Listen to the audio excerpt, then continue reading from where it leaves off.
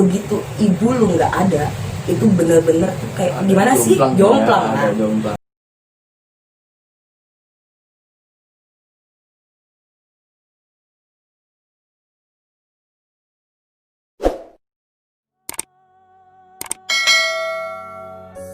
Hai people, berjumpa lagi di video terbaru dari New Hope Life. Dan saat ini gue kedatangan tamu dari tetangga gue yang pengen sharing tentang kehidupan dimana dia memiliki pengalaman cerita ketika dia telah ditinggal oleh orang tuanya. Dan mungkin kita bisa kenalin dulu langsung kepada Lady. Halo. Ya, kenalin dulu dong, ini siapa nih? Halo, gue Diana atau Dini. Biasanya gue kalau di perumahan ini dipanggilnya Dini. Tapi kata-kata juga kayak teman-teman sekolah gue orang something tahu juga nama asli gue Diana. Jadi lu dulu waktu tinggal kecil tuh udah di Bekasi apa di tempat kampung nih? Kalau gue itu berasal dari Palembang. Orang tua gue dua-duanya asalnya dari Palembang. Tapi kalau gue sendiri dan abang-abang gue itu memang lahir di sini. Kalau abang gue 4 bersaudara ya. Gue 4 bersaudara, gue anak yang keempat. Jadi kakak-kakak gue itu lahir di Jakarta karena orang tua gue asal merantaunya itu di Jakarta. Tapi begitu ada gue, sebelum ada gue sih sebenarnya dia pindah ke sini tahun 1980. Ih, lama juga ya guys. Termasuknya udah dengkot lah ya. Tapi saat ini lu umur berapa sih sekarang? Aduh, udah nanti ini. Oh, jangan diumurin, jangan dikasih tahu. Itulah Ya. apanya. Ya dia Doakan aja. Diana ini udah lumayan tua lah ya. Lumayan, Bo. Udah Lumayan. seperempat abad. Udah seperempat abad. Sama sama lu kan? Ya betul. Nah, jadi kisah yang pengen gue angkat nih untuk people di sana itu pengen tahu nih cerita-cerita tentang kehidupan seperti apa sih yang lu jalanin saat ini, di saat lu ketika waktu kecil sampai saat ini deh yang lu pengen jalanin. Lu tuh aktivitasnya ngapain aja sih? Kecil ya layaknya kayak anak-anak kecil lah. Kalau kita waktu kecil, namanya kita di sini di perumahan ini, maksudnya di perumahan Harapan Baru ini, kita mungkin termasuk orang tua kita itu termasuk orang tua yang muda, maksudnya orang tua baru lah. Jadi kita ya anak-anaknya pun sepantaran semua gitu kan, maksudnya ya berkembangnya pun sama gitu ya. Gitu. Saat ini lu kerja apa karena udah di Depak nih? Kerja dong. Oh, Cuman kerja. ya gitu lah. Karena Ya. lagi COVID begini kan ya, jadi ya perusahaan banyak yang drop, jadi lagi. Oh, banyak pemangkasan lah ya. Oke. Nah, jadi yang pengen gue angkat ceritanya nih, ketika lu gimana sih perasaan lu ketika orang tua lu tuh yang udah nggak ada, dari pihak bapak atau dari pihak ibu sih? Orang tua gue itu yang nggak ada itu ibu. Oh, ibu. Itu udah lama apa? Nyokap gue itu meninggal tahun 2016. 2016. Sekitar 4 tahun yang lalu. Itu kejadiannya sih maksudnya memang sakit orang tua itu, maksudnya nyokap gue itu memang sakit, cuman nggak lama, maksudnya nggak bertahun-tahun gitu ya, cuman 2 minggu. Dia sakit di rumah, 3 hari sebelum meninggal itu dibawa ke rumah sakit. Ternyata pas hari kedua di rumah sakit itu didiagnosa kanker kanker darah atau leukemia. Kanker darah ya. Itu sebenarnya nyokap gue nggak ada riwayat kanker, itu nggak ada, maksudnya ya kita nggak ada yang tahu juga ya, itu kuasa dari yang di atas gitu kan. Yang setahu keluarga gue dan gue itu memang nyokap gue itu punya penyakit mah akut gitu, maksudnya mah kronis lah kayak gitu kan. Tapi ya kita pun nggak ada, keluarga gue tuh nggak ada kepikiran buat nyokap, nggak ada gitu ya. Jadi ya Allah berkata lain, Allah lebih sayang sama nyokap gue. Udah pas hari ketiga nyokap gue tadinya mau dirujuk karena di rumah sakit yang nyokap gue awal masuknya itu nggak ada alat-alatnya kan. Jadi alat-alat untuk ngecek cancer itu kurang lah. Oke. Mau dibawa lah dirujuk ke Gitu. ternyata memang sebelum dirujuk udah nggak ada. Jadi sakit itu di tahun 2016. Itu nyokap gue meninggalnya itu 2 hari sebelum puasa. 2 hari sebelum puasa. Oke. Tapi itu dikuburnya di sini apa di kampung? Tadinya mau nggak ada kepikiran mau dikubur di Palembang. Memang nyokap gue kan asli Palembang ya. Karena anak-anaknya ada di sini, jadi ya kita pihak keluarga pengen kita, maksudnya ibu gue tuh pengen dikubur di sini. Oh, di sini. Kuburnya di TPU Pondok Kelapa. TPU Pondok Kelapa, guys. Oke, jadi yang gue pengen tahu nih, ketika orang tua lu udah nggak ada, ya kan, gimana sih ngejalanin kehidupan lu sehari-harinya nih dari ketika udah nggak ada? Aduh, kalau ditanya pas nggak ada, aduh tuh bener-bener. Lo ibarat rumah ya, itu rumah kan misalkan kokoh ya, punya 2 tiang, ya, punya 2 tiang. Ya. Itu begitu ibu lu nggak ada, itu bener-bener kayak gimana sih, jomplang ya, kan? jomplang. Mungkin ya, gue sih nggak ngerasain, maksudnya nggak ngerasainnya kalau misalkan orang tua yang laki yang meninggal duluan. Kalau orang tua yang kata teman gue sih, bukan pengalaman gue ya, maksudnya pengalaman teman gue, kalau orang tua laki yang meninggal duluan, otomatis ibu ini bisa jadi ayah, bisa jadi ibu. Jadi ibu ini bisa pindah tiang nih, yang tadinya di samping dia bisa pindah ke tengah, jadi tetap rumah itu tetap kokoh kan. Tapi begitu ibu yang meninggal, ini ayah nggak bisa, karena ibu itu kan nggak ada yang bisa menggantinya. Terus lu gimana ketika lu ngerasain hal itu? Lu tuh tahu nih ketidakseimbangan di dalam rumah lu nih. Lu tuh nggak ada ngerasa kehilangan ketika lu pengen cerita, lu punya masalah, ya kan, yang lu nggak bisa sampein sama bapak lu. Lu punya perasaan seperti itu nggak?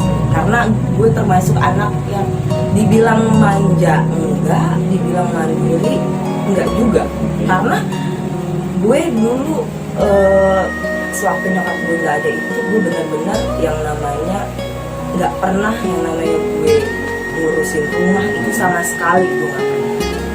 Gue waktu sekolah gitu kan, kerja ya kerja gitu kan, dan kerja tetap main begitu lah, pokoknya masih pikiran main begitu kan. Begitu orang tua gue nggak ada, ibu gue nggak ada gitu ya udah, kayak gue ngadepin ini apa sih, kayak kosong.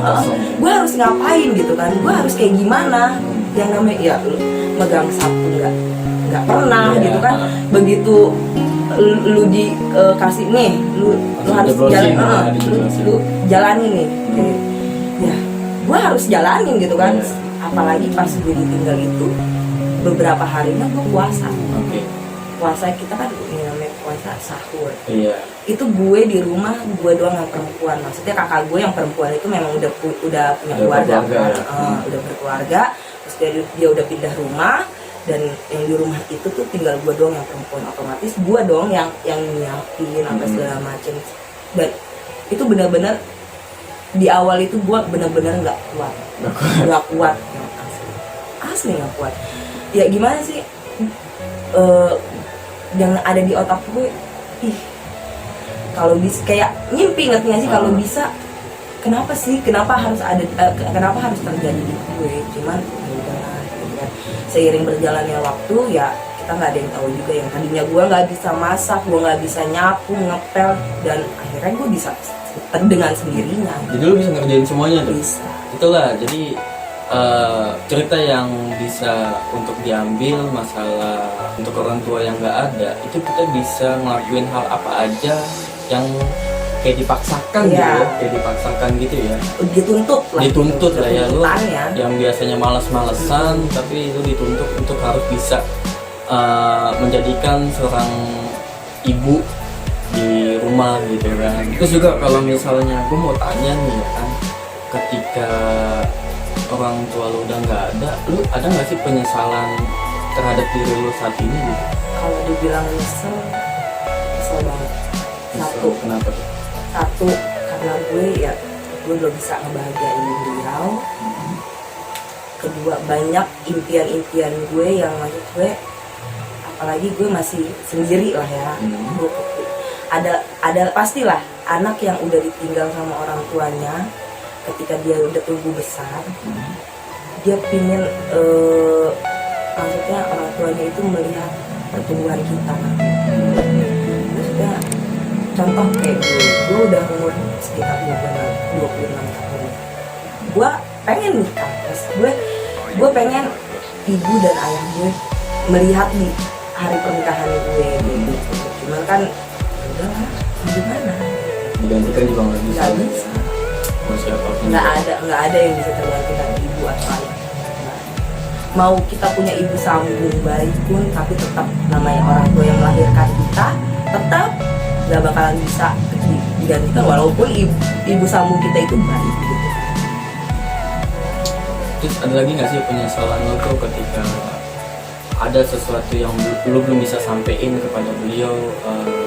Mungkin lu punya salah-salah ketika beliau lagi sakit, terus lu main kemana gitu? Enggak sih, waktu dia sakit, pas di rumah sakit, sebelum masuk rumah sakit memang gue masih kelayapan, maksudnya suka main gitu kan. Tapi begitu dia udah di rumah sakit, sampai gue kerja itu, gue udah kerja ya, sampai gue hari pertama dia masuk rumah sakit itu, gue nggak mau kerja sampai dia meninggal.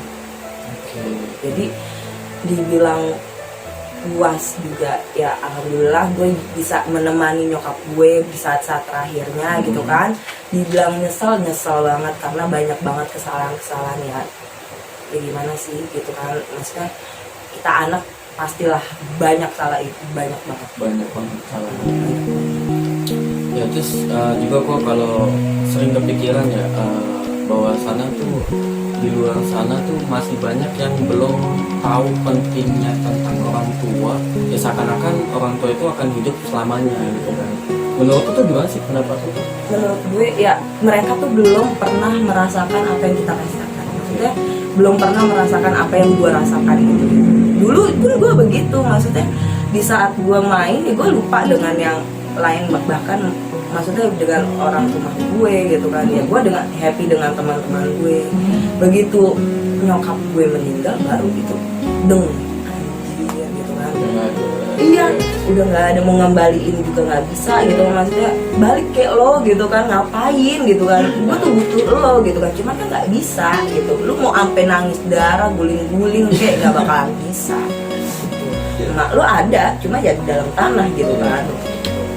Jadi lu nggak bisa ngapa-ngapain Nggak bisa lagi. ngapa-ngapain, lu mau ngomong sama dia ngomong, tapi dia nggak bisa balas gitu kan.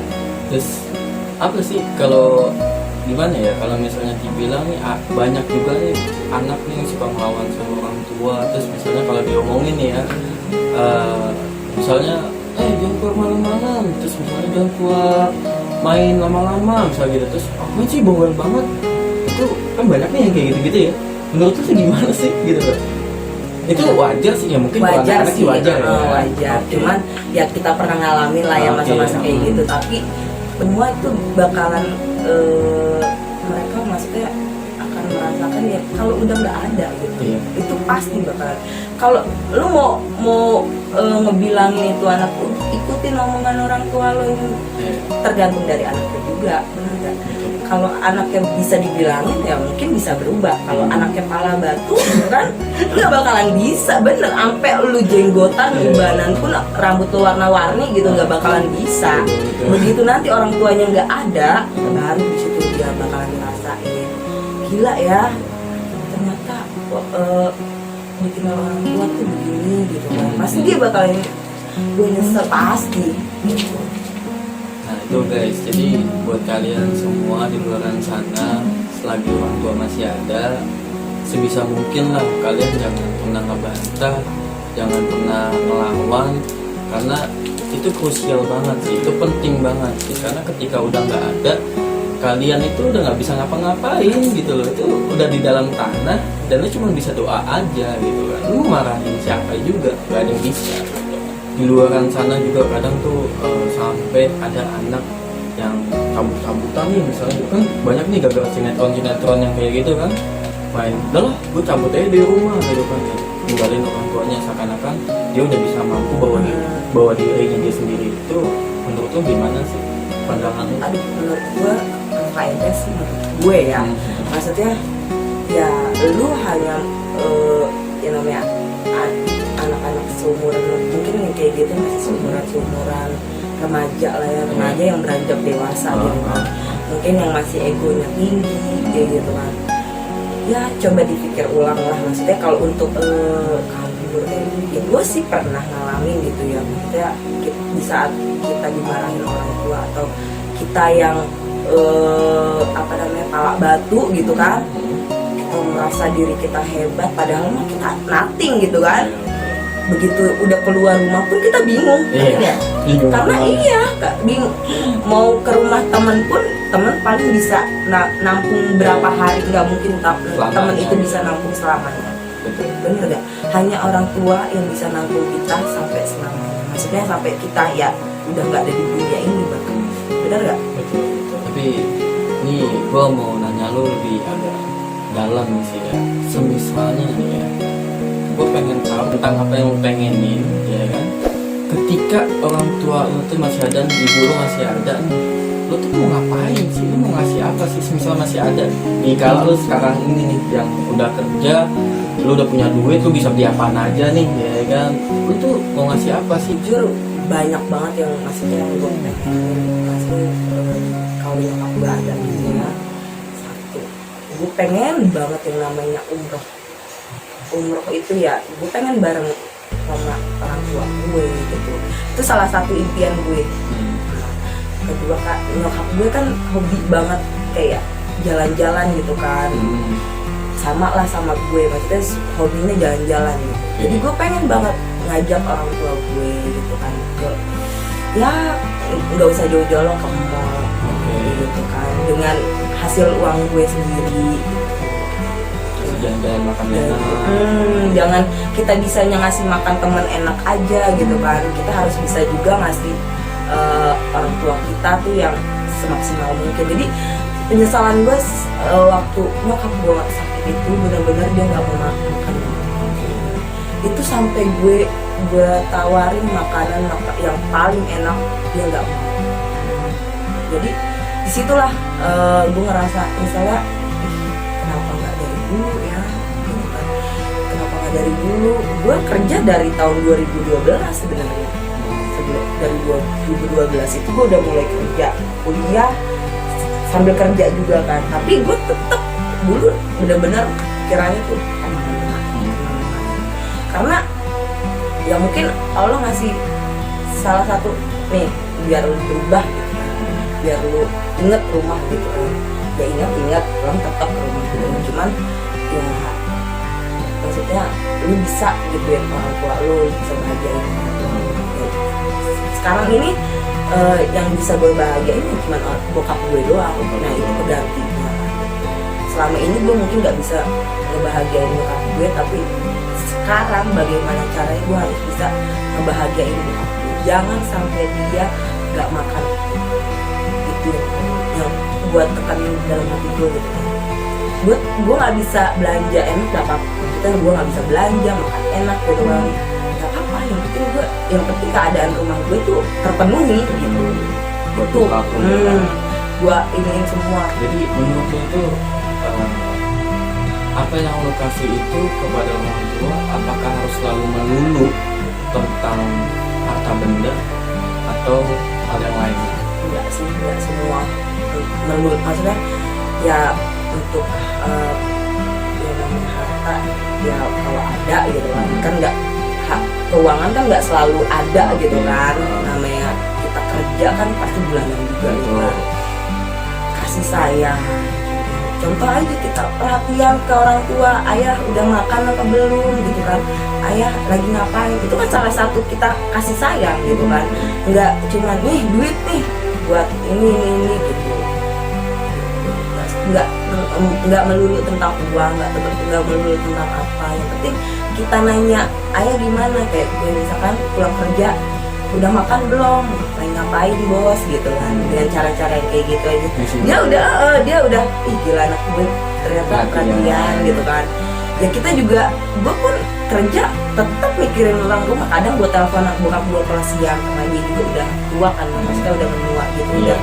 dan kepala 6, jadi ada kalanya gue telepon udah makan atau belum siang, takutnya dia lupa ya Iya. kan, karena kalau gue kerja otomatis bokap gue tinggal dan dia sendiri gitu. Sebenarnya gue scare juga untuk ninggalin beliau gitu kan, karena ya udah tua, gue takut kenapa-napa, pasti ada lah pikiran gue gimana ya. Kadang kalau gue telepon dia nggak angkat, padahal dia ke masjid gitu ya, padahal dia ke masjid, tapi aduh kok nggak ngangkat telepon gue, jadi was-was, jadi was-was, dia kenapa ya, dia lagi ngapain ya, kadang gue nelpon kakak gue, ntar baru kakak gue yang ngasih tahu. Nah ini menarik banget ya people. Jadi di dalam konten gue sebelumnya itu gue ngebahas tentang kebahagiaan, tentang orang tua, yang dimana gue udah pernah ngebahas tentang kebahagiaan yang indrawi dan kebahagiaan yang rohani. Dan temen gue satu ini adalah salah satu yang menerapkan keduanya itu. Dia nggak selalu melulu tentang indrawi, tapi dia selalu memberikan kebahagiaan rohani, yang dimana kebahagiaan rohani itu yang nggak bisa dibeli dengan pakai uang, tapi waktu dan kasih sayang.